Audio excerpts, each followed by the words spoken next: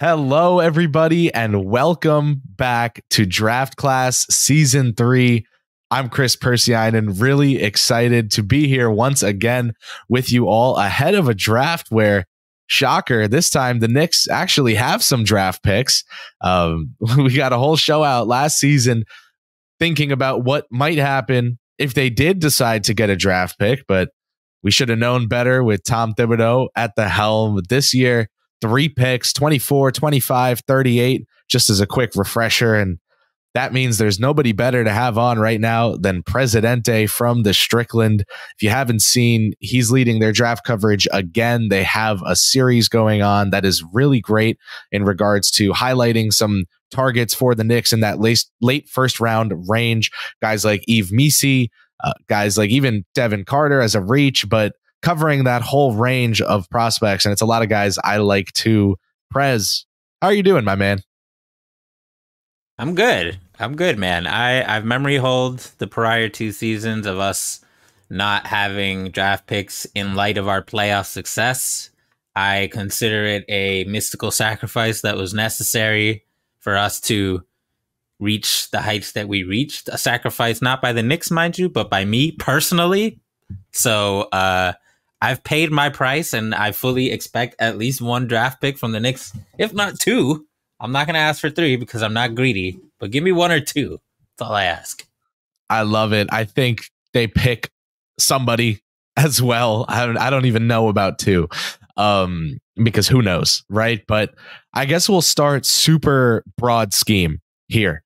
If there are 2 picks out of the 3 used, which again would almost like pleasantly surprise me in a sense, are you looking at this draft more positionally, like fit based, need based, because of the, I guess, lack of standout tiers, like the fact that, you know, guys from 15 to 35 could be in any order on people's boards? Or are you just saying, you know, this is an avenue for the Knicks to add the best prospect available at that point, even though they're a good team now because of this class, they should just swing for the best guy?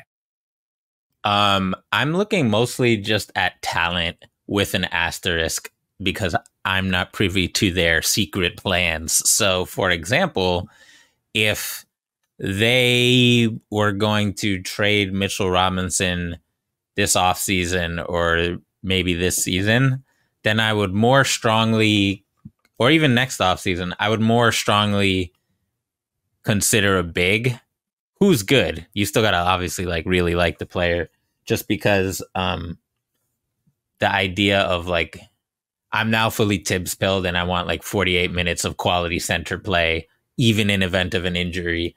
And I don't want no fucking small ball 5s out here unless they're like really, really good.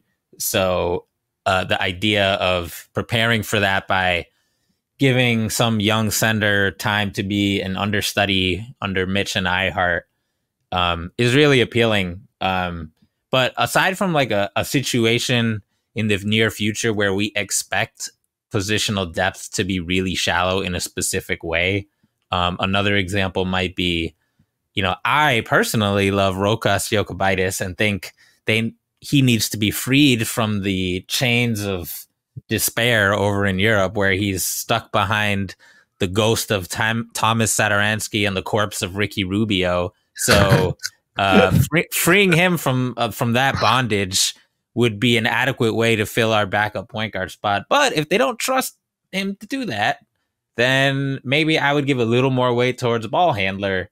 If you can snag a good player who has some upside, who could be, you know, a backup point guard for the regular season and all that. But those factors are still secondary to just talent.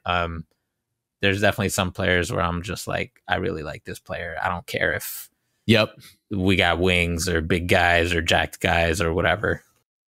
I hear you. You brought up 2 different points there that I wanted to just be like, stop, expand. So I fought every urge in my body, and I did not Kanye you. I let you finish. Now let's circle back. First off, and I think this is a good conversation to at least throw out there on one of these episodes of season 3 of Draft Class. Rokas Jokubaitis. Can you talk about the elevator pitch sell for him at this stage in his career for the New York Knickerbockers in presumably their second unit, and how he might affect their draft plans? Is he good enough to be doing that? Yeah, so for people who aren't really familiar with him, we drafted him in the Deuce Sims Grimes class in the second round and stashed him overseas where he was playing in Spain on one of the best teams in Europe, and often frequently with other former NBA players like Willie Hernan Gomez, Nikola Mirotic, Jabari Walker, now Ricky Rubio, Thomas Satoransky, Dante Exum. Like, these are all guys he's played with, and I'm missing a bunch of other players. And he's a 6'5" point guard who is explosive downhill, not vertically. He's not going to bang on anybody, but he's like a classic speed demon guy, except he's not like tiny. He's 6'4", 6'5". He's a lefty and he plays super lefty. He hates going right. He will go right and then shoot with his left hand if he has to, both for shots near, from shots far. He can shoot. He's a really, really good mid-range shooter. And he's a pretty good three-point shooter, although his three-point volume isn't crazy. He's a pick-and-roll point guard, which is kind of weird because in Europe, they don't really play super heavy pick-and-roll offenses on most teams. Some teams do, but most teams don't. And his certainly hasn't, and the coaches he's had certainly haven't. They usually play through bigger players who play down low, like Mirotic and now Hernan Gomez. And it's not Jabari Walker. Why am I tripping on it? The guy who was drafted with Wiggins? What's his name? Parker. Jabari Parker, not Jabari Walker. Jabari Walker plays for the Blazers. Jabari Parker. I smiled when you said Walker because I was like, oh, I liked him. Is he out of the league that fast? Like, no. They played through Willie Hernan Gomez, Knicks legend, and Jabari Parker, former top 3 pick, and they're both really good over there, like MVP level good. So they're not running pick. They're not. The ball is not in the point guard's hands a ton. They play almost like a beautiful game kind of basketball a little bit. So you could say that they don't really play to Rokas' strengths. The other thing that is, in my opinion, is like the biggest question with him. Some people are like, oh, can he defend? He's not a great defender, but he's not a bad defender. He gives effort on defense. The big question is, because he's been playing in this kind of offense for a long time, even though he has these skills, like, he's going to have to be more aggressive if he wants any chance of NBA success. And he's not shy shooting, but there's a lot of times where if you were to watch them, and just you being anybody who watches the NBA, you'd be like, oh, shoot the pull-up three, or just shoot the catch and shoot three. But they're more likely to reset, more likely to probe more likely to dump it into somebody. Even if he's open, they're just going to play their offense, and it just is what it is. So to me, he definitely seems like he's ready. Like, he plays with guys who played in the NBA. We've seen Dante Exum come over recently, and his numbers are pretty much better than Dante Exum's. And Dante Exum had very good numbers in Spain as well, and Rokas' numbers are about the same. So I don't know. I feel like he's good, but if you're a conservative front office and you're like, man, we're not going to trust the backup point guard minutes to a player who hasn't played aggressively or doesn't get minutes right now on a team or whatever, like, that's fair. Like, I would understand that. Do you think the reason he's fallen out of favor rotationally with that squad is because they don't play to his strengths, or is there like basketball politics at play that I'm not privy to? Or I think it's basketball politics. I'm not like plugged in or anything, but like, right. Like, Ricky Rubio is playing like 25 minutes a game in 40-minute games, and I'm like, if you want to tell me Thomas Satoransky is better right now at age 29 or 30 than Rokas Jokubaitis, like, fine. But, like, don't fucking tell me Ricky Rubio is better than him right now. And, like, Ricky Rubio's not even shooting 40% over there right now. And it hasn't been, like, a ton of games, but, like, we saw what was up with it was the end of his NBA career, right? Like, this is not a surprise here. Like, nobody's like, I expected Ricky Rubio to cook in Spain. Like, no, like, he plays behind three 30-plus-year-old ball handlers. Like, it is what it is. And so that's what it is to me. There's some people on the internet who think it's more just X's and O's stuff, and maybe they're more tapped in than me. But every time I see him play, whether it's like 3 minutes or 15 minutes, he plays well. And then they go back to their guys. So I don't know. It's weird. Was going to say, coach prefers veteran known quantities to promising young player. Where have I heard that complaint before? Oh, all 30 NBA fan bases at some point vilifying their head coach. So this fan base knows that well, right? So, well, I'm not saying it's never justified. Like, I was like, hey, Deuce McBride is good, and everyone was like, he doesn't matter. I was like, okay. But regardless, the other thing I wanted to stop you on was the thought of a young big, an understudy to Mr. Robinson and Mr. Hartenstein. There are three names that come to mind for me with the thought that all three could be available at 24, or all three could be gone by 24. I would think at least Edey is gone, but Zach Edey, Yves Missi, and Kel'el Ware, out of those three, who's the most Tibbsy? Who's the most Prezi? And is there someone who's in between?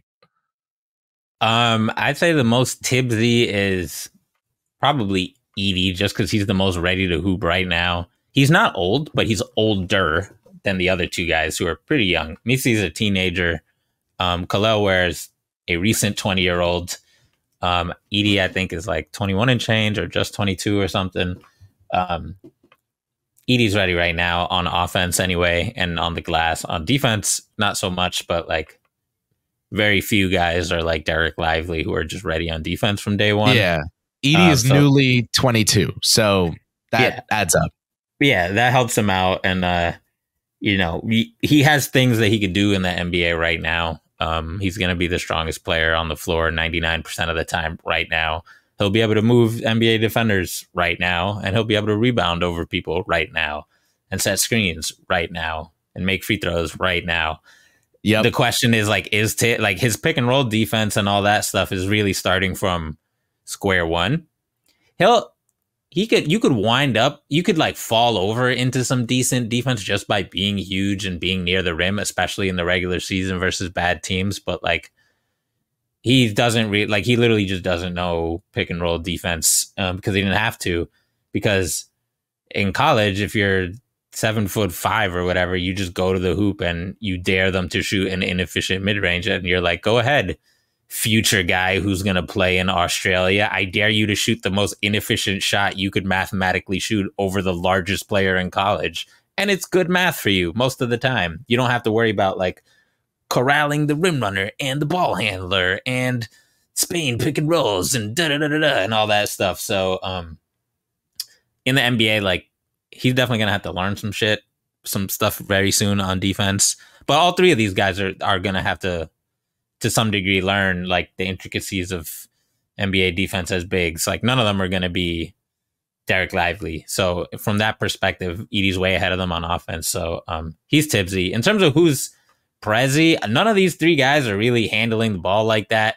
So I would probably say none of them. I like all of them. I think they're all really good center prospects, and I think the centers in this class is probably one of the strengths of the class. Even if there is no one who's quite like Wemby, obviously, and I don't think like Lively in terms of day one defenders.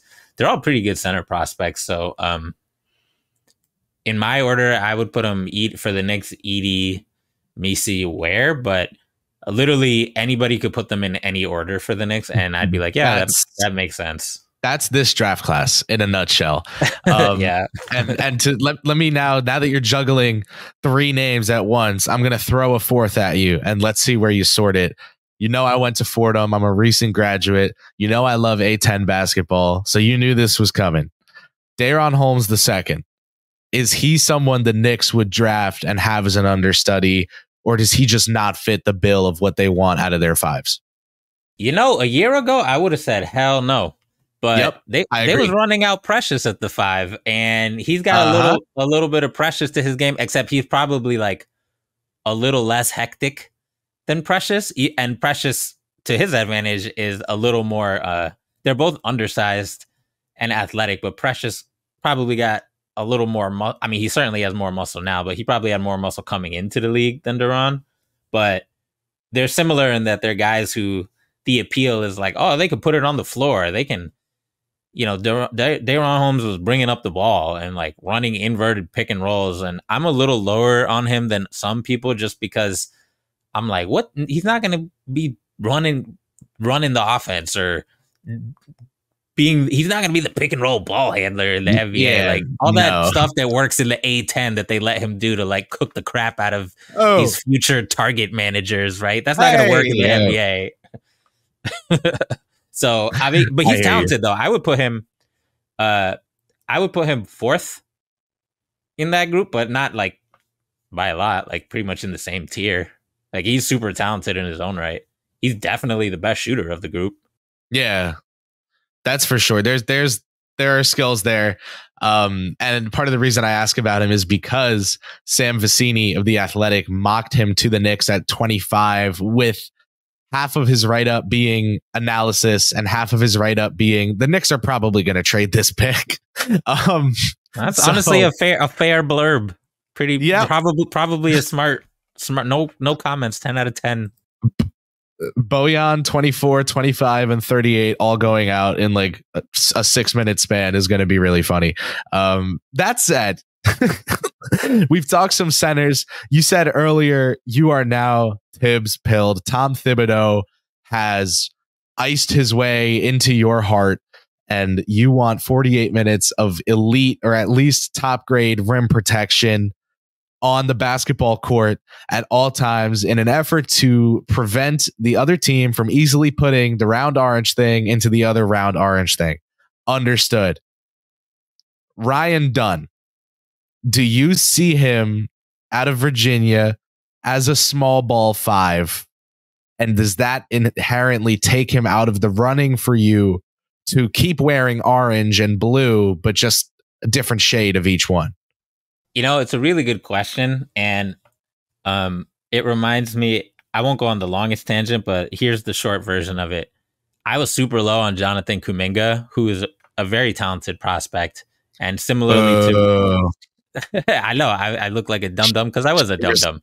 Respect New Jersey. Respect NJ Hoopers. Basketball needs New Jersey. Carry on. Sorry. He proved me wrong as that's what I get for doubting a Jersey Hooper. Usually I don't, but in this instance I did.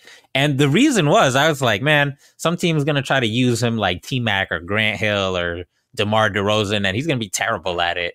I didn't think anybody would actually use him as a small ball 5 where he wouldn't have to do stuff like dribble the basketball and could just mostly be athletic and be fine. And it's not like he played center defensively. So I was like, it's not like he knows how to play center. So why would a team do that? And then the Warriors did that, and it mostly worked out fine for them. Except for a very public blow up that involved Shams Charania. and yeah. Well, there was a point where he was good enough that he, rightfully so, was like on a haircut strike until he played or something. I don't know. But no, that's not actually what happened. He just had a bad haircut. But it worked out for him. He got his minutes. He's been great as a 4-5. Ryan Dunn has not played the 5. Could he play the 5? Sure. Mayhaps. I mean, he's got the height, length, and athleticism. He's really skinny. So it'd be probably a terrible rebounder for a 5, but he could probably do all the other stuff. I would be okay with experimenting with him as a 5, but not if we have to pick him over a bunch of other guys. That's the thing. Like, if you trade to like 31 or something and want to do it, fine. Or 38, which we have, but like, the guy's not, he has a center skill set. Not even as all the guys we mentioned, the centers, he has less offensive skill than all of them. Like, this is a guy who averaged 6 field goal attempts per game, despite being the most athletic player on the floor and 6'9", versus, again, like, I mean, he plays in a good conference on a good team and all that, but like, most of these guys are not going pro. And you're telling me you're 6'9" with like a gazillion inch vert and explosiveness, and you couldn't just do some one dribble straight line drives? Like, he's like Mitchell Robinson out there for Virginia. So And not off-season workout Mitchell Robinson, Tibbs Mitchell Robinson, just not allowed to dribble. So I'm not a huge fan, but if they had a plan for him, whether it was like, we're going to draft him, we're going to put him in Westchester, he's going to play small ball 5, or we're going to put him in Westchester and he's going to shoot 1,000 corner threes and learn how to do one dribble drives and stuff like that, then like I'd be all right with it. But okay, it's not my favorite. Here's a connection that I have not seen anybody discuss, which I think is a good thing because it means that people are not as big of losers as me. That said, there is a connection between the New York Knicks and Ryan Dunn. And I can tell you for a fact they went to Long Island recently to go see him work out. But you might be thinking like, okay, we know they hosted him, right? They hosted him for a workout, but they did actually go see him work out in Long Island. And the reason that was able to happen was because of Jerry Powell. So Jerry Powell is someone who runs a basketball training, I guess, group. That said, he is, I guess, infamous to Knicks fans. If you, again, are a sicko and you remember the intricacies of the Edey Curry era, Edey Curry was set up with Jerry Powell to work with him over the summer. And the guy who set them up, Powell and Curry, was one William Worldwide Wesley. So that's funny. They went to go see Ryan work out in Long Island, I think this past Monday, and Jerry Powell is who Ryan was working with.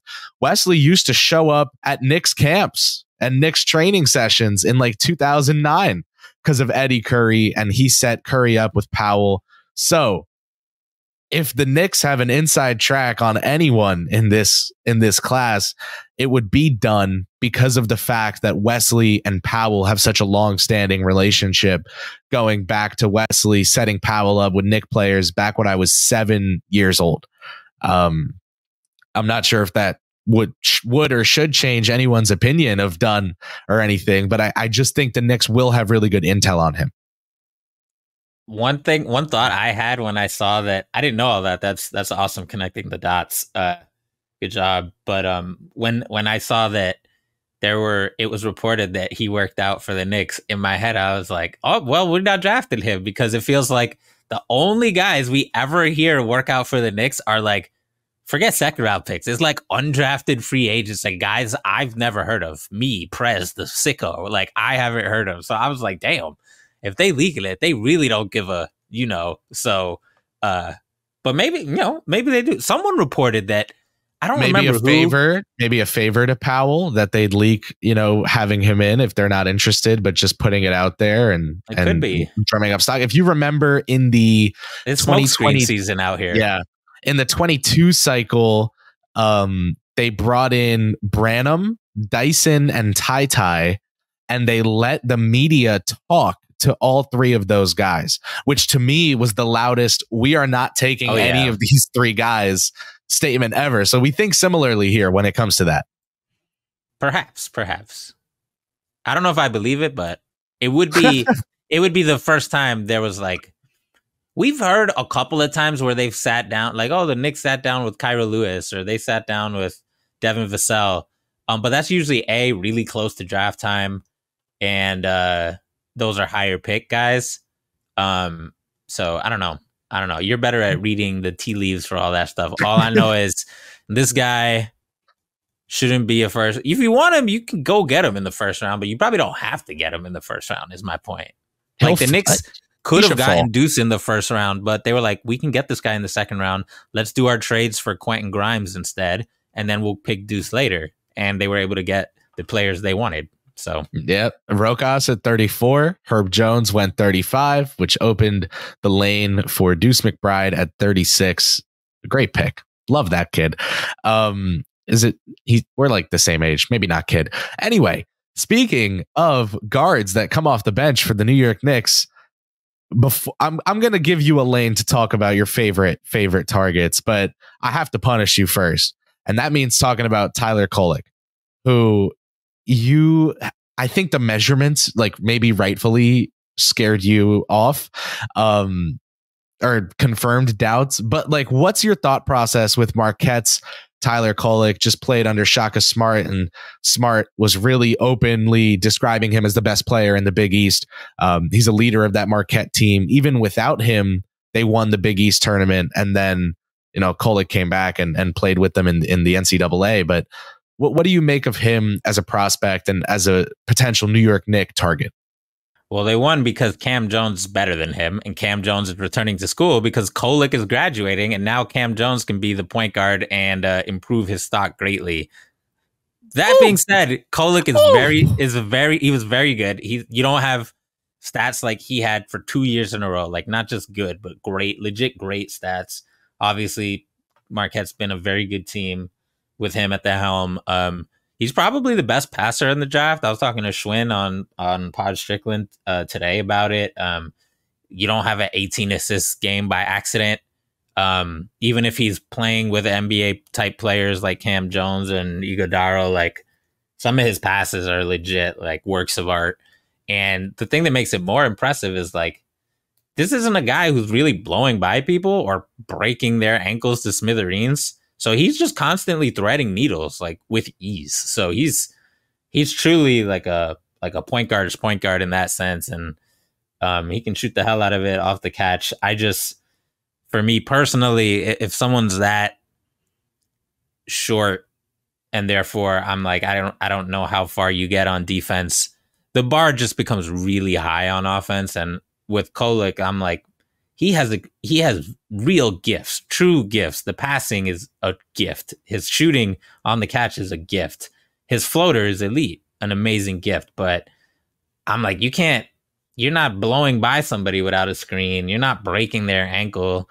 You're not hitting pull-up threes like that, So it's, there's not much room for error for him if he wants to be a very good backup point guard. Forget a starting point guard. So that, for me, there's just other guys I would rather take. But if you're the Knicks and you view it as like, we don't like any of the point guards we could trade for or sign in free agency, we'd rather just have the cheapest floor general we could acquire by any means, then there's a very good argument that someone like Kolek, who you could just spend a pick that you otherwise might trade, is a way to do that. That's better than like trying to trade for Ish Smith or trade Jones or something like that. So Clyde would love that though. Clyde would love Ish Smith. Clyde would love it. It's a minor. It's a very sad thing that Ish Smith has never been on the Knicks, despite being on like a bazillion teams. Yeah, just never clicked. There's never still time. worked. There's out. still time. Ish Smith will never die. That said, Kolek to me, like, I agree. Why do you think he's Steve Nash is my question. The passing is so special. The floor generality, the playmaking for others, the shooting being a thing that's real, make him really enticing to me. But then again, maybe if I'm so set on him being a great career backup point guard, I'm trying to sell myself on someone in a certain role that they might not even be good enough to play for the team. I just think he's really good now. And that's something that the Knicks are totally big on. I love Cam Jones. He's awesome. I got a chance to interview him at the BET, and he's really cool. But he's a bucket getter, and he's awesome. That said, I was very sad that he elected to return, but I completely understood it. Him and 11 other guys that returned that I really wanted to see. Yeah. Very sad. This has been the, whatever. We got absolutely bombarded with sad returning news. That said, now we've moved past some of the names that I bring up ad nauseum in this draft class, because I think there's a chance that some of them end up as New York Knicks, or at least are worth discussing based on the Knicks precedent that they've set in drafts past. Who are some players that you think they should really consider And again, it doesn't have to just be at 24 or 25. We know they're probably itching to trade back and still get their guy in some capacity. Who's in that range for you that we haven't discussed? So I guess the first group of players I'll briefly mention, if they can trade up into the teens, and I don't know whether that's like 19 with Toronto or the Lakers, the 17 or some other team. But if there's a player who, to me, is talented enough to be roughly in the top 12 and they fall into the later teens, then I'd personally be a proponent of just going to get them regardless of what position they play.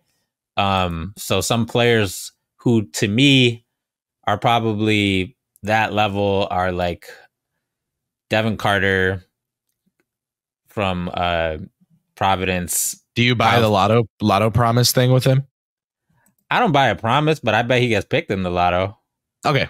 Yeah, I believe it. Kyle Filipowski from Duke, Isaiah Collier from USC, the point guard, Tyler Smith, the power forward from the Ignite. Those are the four guys who I'm just like, from a talent perspective, you should just go out and get. I started out this draft as an Edey hater, and then became like Edey curious, and I'm now firmly like, you should strongly consider drafting Zach Edey, specifically because my biggest worry is, like I mentioned earlier, is can he learn pick and roll defense? And I don't know if the answer is yes. I have no idea. Like I said, he's starting from scratch. But what I do know is that you'd be hard pressed to have a better situation to try to learn that than in the Knicks, from their coaches and from Mitch and iHeart. So if there's a place where he did learn to become a good defender, it would be here. So from that perspective, I'm like, this is a guy who I think has, as far as home run swings, I think he's probably the biggest home run swing you could take in the draft outside of like top 5 pick guys, because there's a world where he's dominates on offense like he did in college and becomes an adequate, not great, adequate defender, kind of like we saw from Şengün. Although they do it in, Şengün does it with quickness and Edey would do it with more size. But I was very low on Şengün because I was like, I don't know if there's a world where he's a even mediocre defender. And to his credit and to the Rockets' credit, like, he's used his quickness and his incredible like hands. He gets a ton of steals and deflections and has become, he'll never be like a rim anchor, but he's a very solid pick and roll defender now. So if there's a world where you can get Edey like that on defense, then especially if you don't have to rely on him, where he's just an option you have and you don't need him, right? You still have iHeart or Mitch or something. Then like, if you face a team where it's untenable, it's cool. You just take him out and put your main guy back in, right? Like iHeart or Mitch or whatever. So the Knicks would have that luxury with him. It would just be a good setup. So the 4 talent guys I mentioned, Edey is another one. And aside from that, I like all the other bigs that you mentioned. I don't know. There's a couple of other players who, from like a wing perspective, I think would be really cool. Like Jalen Tyson, who's a small forward from Cal. Isaiah Crawford, who you could probably get in the second round from Louisiana Tech. I don't think you have to get him in the first round. He has like no buzz. But he's fun. He has draft Twitter buzz because he's fun and looks good. Yeah, he's talented and he could probably play right now. He's a little older. He'll be 23 and then he'll turn 24. Does the injury stuff concern you at all? It does. That's one of those things where you'd have to just like, hopefully they got the docs who could check that stuff out. Cause I'm just like, he seems fine. Let him play. There's a couple of the players I really like. I really like AJ Mitchell. Although he played against horrible competition for UCSB. I think he's a very talented guard, similar to Kolek, except he's a little taller. He's like 6'4" or 6'5". And he gets at it similar to Kolek. He's got that dog in him. So if you want to pick a a backup point guardy kind of prospect who could probably help now. He's another guy along with Kolek. So I don't know. There's actually a lot of players I'd be fine with. So you brought up AJ Mitchell, who I like too. But that side of this, we did Kolek, Mitchell, makes me want to ask about Melvin Ajinca too from Saint-Quentin. Any thoughts there? Yeah, I would love him. He's high on my list of players I would like for the Knicks. Another one who you probably don't need to spend a first on, although you could if you wanted to just seal the deal. I've not seen him mocked in the first round since like December. And for folks who don't know about Melvin, he plays for Saint-Quentin in France. He's 20, so he's pretty young, but he's not a teenager, so he's not too young for the Knicks. And he's a shooter, and he's 6'8". He's legit 6'8", and he shoots the ball, and that's all his job is for his team in France is to just put him up from three. So he takes threes off the move, off the dribble, step back, step left, step right. He's just like, he's not quite, I probably wouldn't put him at the like Kispert, Sam Hauser, like Cam Johnson, just historical flamethrower level. Let it fly type guy. But like I would put him probably below that, especially given his age. And the thing that sets him apart, because he's not without flaws on offense, which is like he's still working on his closeout attack package. Like he prefers to pump fake, and if somebody closes out on him hard, he prefers to just step back or sidestep in three. He prefers not to go to the rack and do stuff inside the modern basketball pitfall. Yeah, that will be the first thing for him to work on is like you got to be able to take two dribbles and make a layup, the JJ Redick kind of package. And he's a really freaking good defender. He's like a legit like a mirror guy who he can guard down very well, even though he's 6'8". You could put him on a point guard or a shooting guard, and his reaction time laterally is crazy. So I would love just any of the like 15 players we've talked about who have talent in the first round, and then just go snag me Melvin from France in the second round. That would be like an A+ draft for Prez. My bar is very low this year, and I don't mean that because any comment on whether the draft is good or bad. It's just there's a lot of players I think could potentially help the Knicks. And if they actually took one or two, that would be exciting, right? Ajinca at 38 would be a really great pick, I'd say. And that, to me, is also part of the beauty of this class is like, okay, not literally so, but like treat every prospect that you really like in this class like a franchise quarterback. Like just take them. Just go get them, right? Like don't play the board. Don't be silly because your number 19 prospect that you really love is someone's 48 and someone's 8. So obviously the tiers at the top have established themselves a tad. But I wouldn't drive yourself crazy over trying to play the board and squeeze as many seconds as you can out of it. Yeah, I think that's right. Although I fully expect Brock Aller to be like, I'm going to trade this pick down and then trade back up and then trade sideways somehow. And then like, now we have 4 picks and now I've gained 7 second rounders in 2031 or something like that. I fully expect him to, I told Schwinn this morning, I was like, this is a chaos draft. And I fully expect him to follow the Game of Thrones Littlefinger chaos is a ladder theory here as he's making these calls.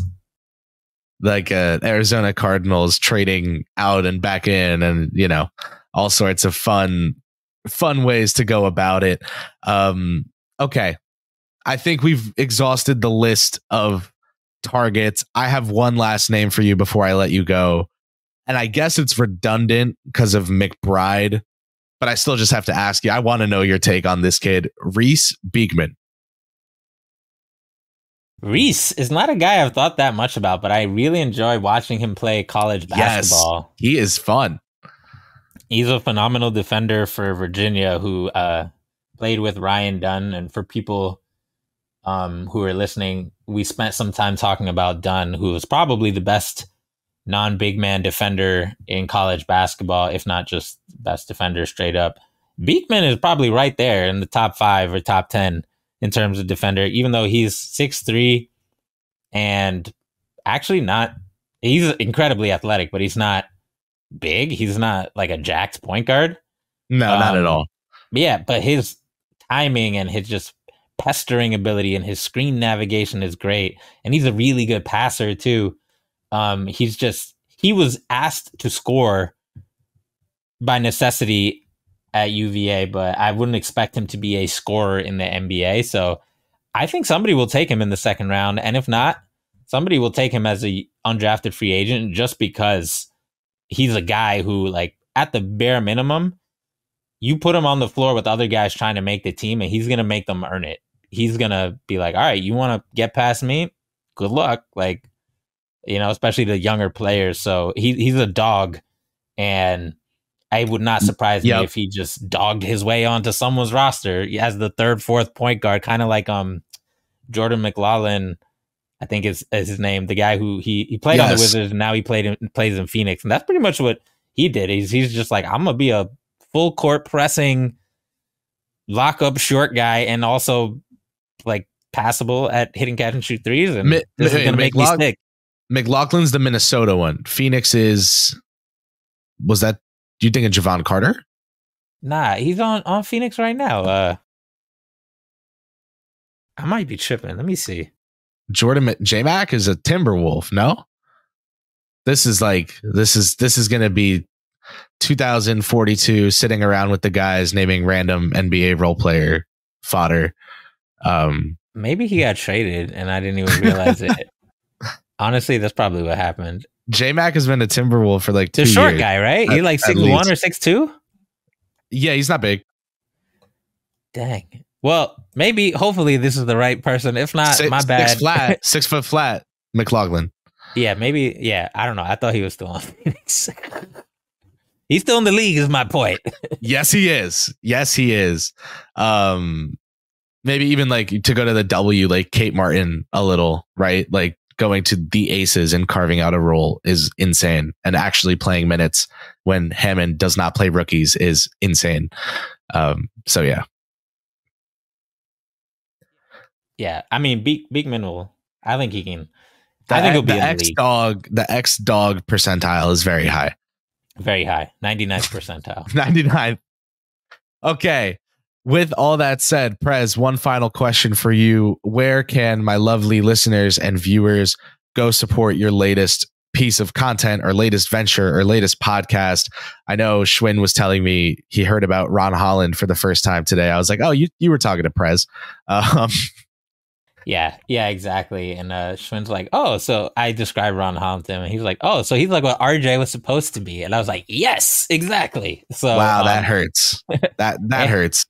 It hurts, but the truth sometimes hurts. So it is what it is. Y'all can find my stuff on Twitter at _Presidente with a Z, on the strict.land, on our socials like Instagram, where we're cross-posting a lot of our draft profiles and videos.